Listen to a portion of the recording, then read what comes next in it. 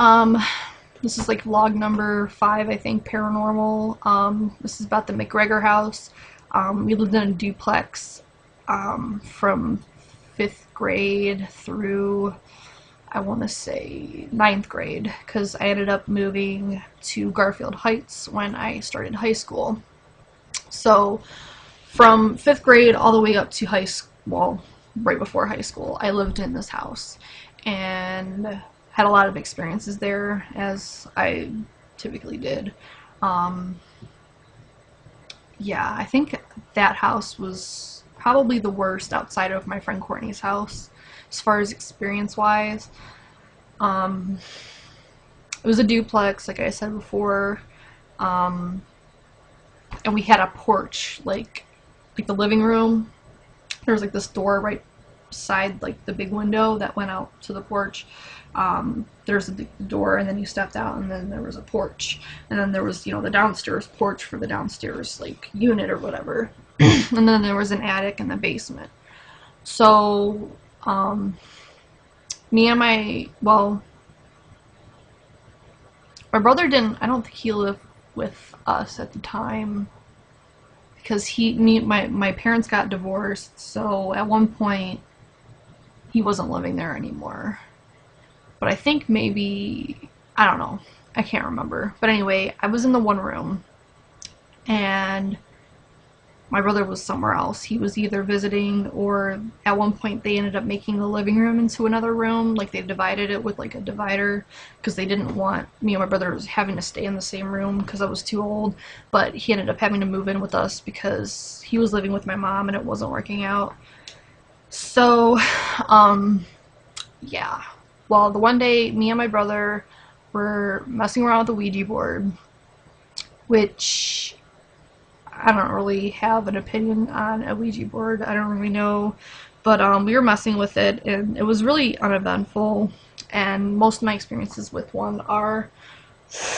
But the only thing that came out of that was, out of nowhere, we heard scratching, like, on the wall. And it was really weird because you couldn't find out where the scratching was coming from. It just sounded like it was coming from the wall, and it was really loud. I don't think we had any cats at the time, or we may have, but I mean, this was like a loud scratching noise, and it was always in sets of 3. Like scratch, scratch, scratch, scratch, scratch, scratch. Yeah, and then right after that, I think it was later that day. It might not have been, I don't remember, but it was just me, my brother, and his friend, which was there with the Ouija board too. We were all just hanging out, I think playing 007 on the N64, because we did that a lot. And like, my parents weren't home, and his mom was home, but she was downstairs because he lived, below us or whatever. So like, we were just hanging out, and all of a sudden the whole upstairs unit filled up with smoke, and it was like a really thick smoke, like it was coming from everywhere, like it wasn't coming from one place. And it really freaked us out because we couldn't find out where it was coming from. We thought something was on fire, so we eventually ran downstairs to get his mom and like try to figure out, like, did you burn something, like whatever. And she's like, no. So then when she came back up, like, it was gone, like it was just completely gone, and it was just like freaky. Like the other place that I lived at, the greenhouse or whatever, I heard a lot of things going on in the attic, like boxes moving across the floor, footsteps, drums. They're almost like tribal drums, like from like a Native American like ceremony or something, as weird as it sounds. The one night I was up really late, because I've always been a night owl, and it was summer vacation, and I was on AOL, because AOL was really big back then, and I was like in a chat room or something, and it was like really late at night. It was like 2 in the morning, maybe even later.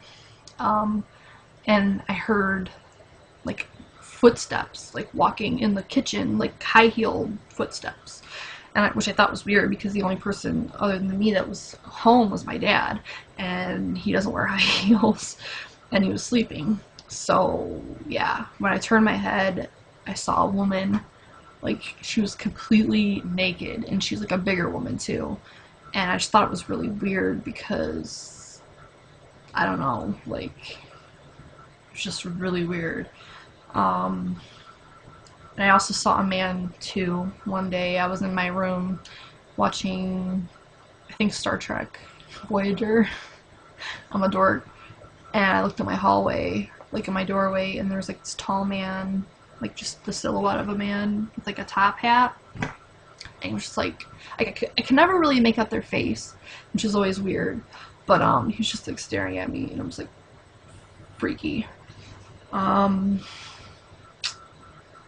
There was another thing that happened, but I don't like to talk about it because it's just really weird, and I like to hope that it was a dream because it was like really freaking weird. What else happened there?